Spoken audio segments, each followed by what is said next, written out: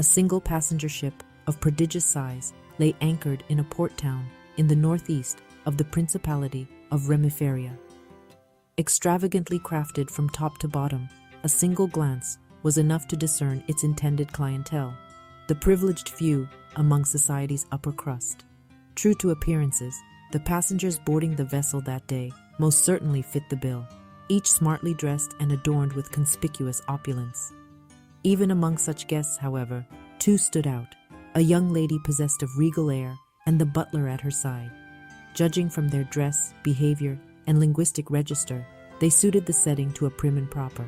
The single factor that set them apart from the other guests was their ages.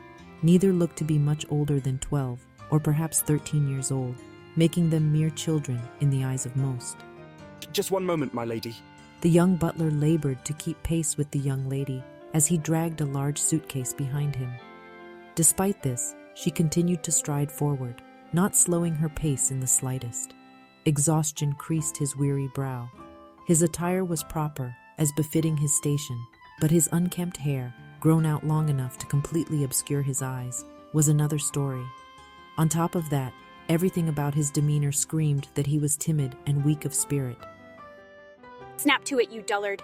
The young lady brusquely shouted, now several paces ahead of the struggling boy. "If you can't make those legs move any faster, I'll cut them off and feed them to the hounds." She continued to increase her pace while assailing her butler with an unending string of contemptuous words. Her arrogant, haughty demeanor stood in stark contrast to her graceful appearance. Dressed in a lovely, black-frilled dress, her blue eyes shone like a pair of sparkling sapphires, and her twin pigtails curled slightly in perfect arcs. Most eye-catching of all, however, was the 50 regas stuffed bear she held close to her chest. Though it was large enough to draw attention, it didn't look out of place in the arms of a girl such as her. Please, my lady, forgive me. In response to the girl's tirade, the boy miserably sputtered excuses and breathlessly pled for leniency as he summoned his remaining strength to pick up his pace. After a not insubstantial trip, the two finally arrived at the ship's boarding gate. "May I please see your invitation and boarding passes?" The crew member working the gate asked, smiling politely. Up close, the ship was even more opulent. A prized possession of the Verne Company, its main route was between Reverie and the Calvard Republic via Lamelin Bay. For this particular trip, the entire ship had been reserved by one Haldor Barn, a wealthy merchant from Calvard. Passengers hoping to board required both a standard boarding pass as well as an explicit invitation from Mr. Barn himself. However, as each invitation included the room information for the guest in question, the boarding pass was strictly a formality. "Ray!" The girl called the boy by name and gestured with her hand, implicitly ordering him to present their credentials. Yes, my lady. What do you require of me?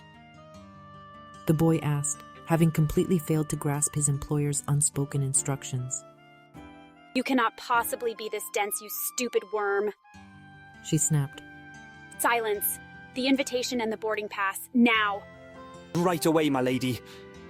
The boy began busily rustling through the contents of the suitcase, frantically searching for the requisite papers. Yet his haste quickly proved to be his downfall, for no sooner had he located the pass than a sudden gust of wind blew past, tearing the paper from his hand. "Oh no!" he exclaimed. The boy instinctively threw his arms out, stretching them to their physical limit, but his efforts were in vain. The boarding pass fluttered down to the bottom of the harbor, coming to rest gently on the water's surface. As though that wasn't bad enough, misfortune continued to hound the boy as a number of silhouettes swiftly appeared beneath the waterlogged document. A school of fish jumped into the air with a splash, spraying water all about. They then descended back into the harbor's depths, taking the hapless butler's boarding pass along with them. Oh no!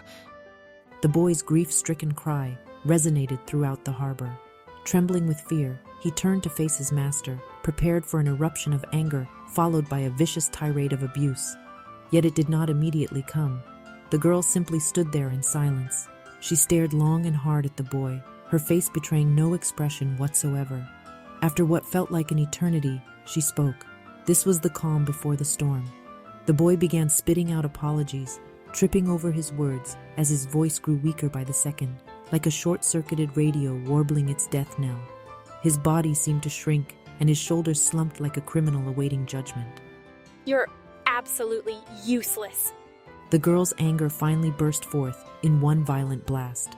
Despite the ferocity of her exclamation, she managed to save enough breath to launch a sharp kick at the boy in the same moment. The well-aimed strike sent the boy flying farther than her petite frame would suggest was possible.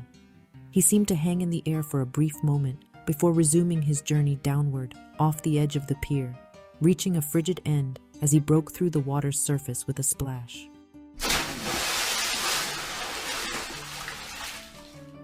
As soon as he returned to his senses, he began violently thrashing his arms about, pleading for aid between coughing up mouthfuls of cold water.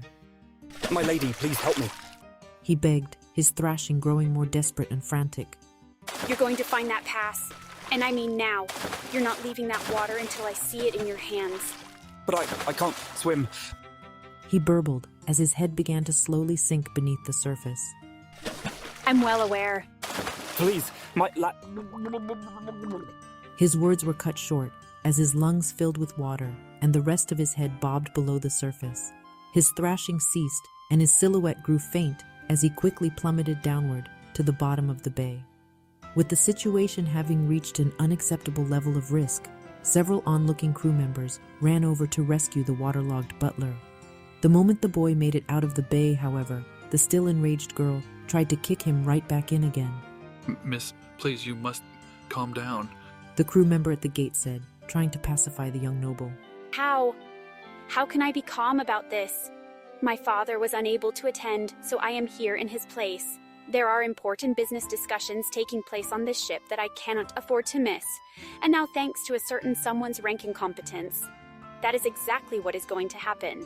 The girl gave the boy a menacing glare, so virulent it could have stripped the paint from the entire vessel. Tell me, Worm, how exactly are you going to take responsibility for me being unable to board? Though the boy was still coughing and violently spewing water, his already pallid face managed to lose what little color remained in it upon hearing those words. Feeling pity for the boy, the gate attendant stepped in. The boy moved to comply with this request, but was stopped dead in his tracks by the girl's menacing scowl. She produced the invitation herself and roughly shoved it at the attendant. The attendant read over the paper, then went through the list of names on the guest list. This invitation is for Baron Chris Reinhardt, who I can confirm is indeed on the guest list. Might I presume you two are his daughter and her attendant? You presume correctly.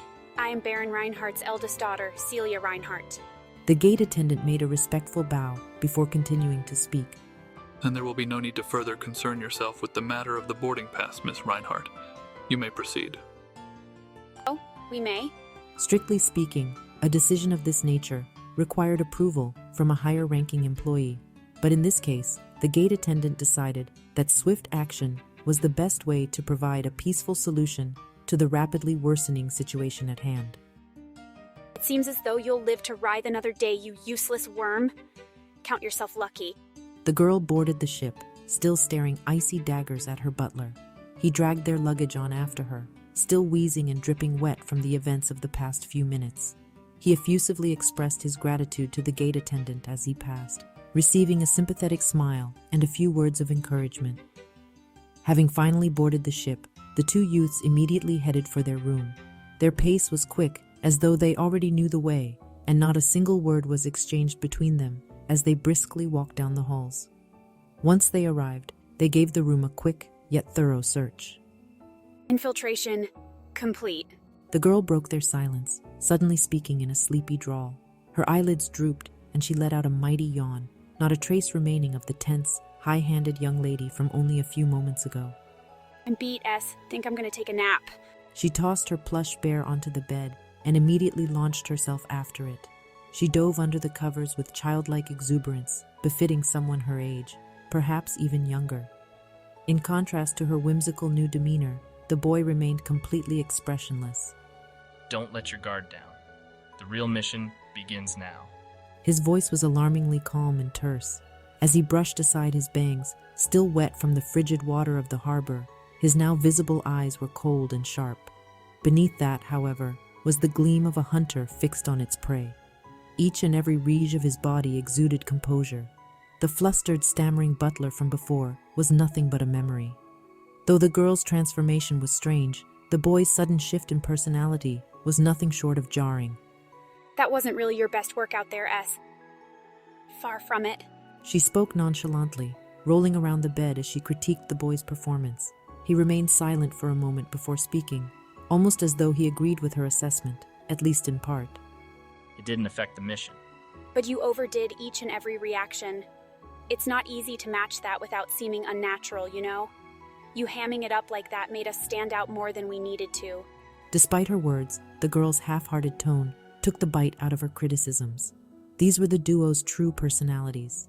The upper-class young lady and her bumbling butler making a spectacle at the boarding gate were simply elaborate pageantries, acts necessary for gaining entry to the ship and nothing more. Any other method of infiltration might have raised suspicion, endangering their mission. Thus, they chose to board under false identities. They had made clever use of the organization's info network beforehand, ascertaining which of the invitees would be unable to attend. Armed with this bit of intel, they created their personas. The invitations required for boarding were printed on high-quality paper, but ultimately differed only in name. Using the same layout for each invitation was the logical choice for a merchant looking to pinch Mira wherever possible. Logical or not, that particular decision had made the necessary forgery a walk in the park. The boarding pass, on the other hand, was a different story. The Verne Company was known to employ cutting-edge technology to prevent forgeries. Attempting to use a fake pass to board was an act accompanied by a considerable amount of risk. This is why the two engineered the dramatic performance that took place at the boarding gate. The boy dropping their boarding pass was, of course, an intentional act. Both the gust of wind and timely group of fish were the result of a battle orbment the girl had kept hidden in her stuffed bear, a clever method she had used many times in the past to cast arts unnoticed. All of their hard work had paid off. The infiltration had gone exactly as planned. It was yet another successful operation for the boy, known as 3 of Swords, and the girl, known as 9 of Swords, in their life as professional assassins. To be continued.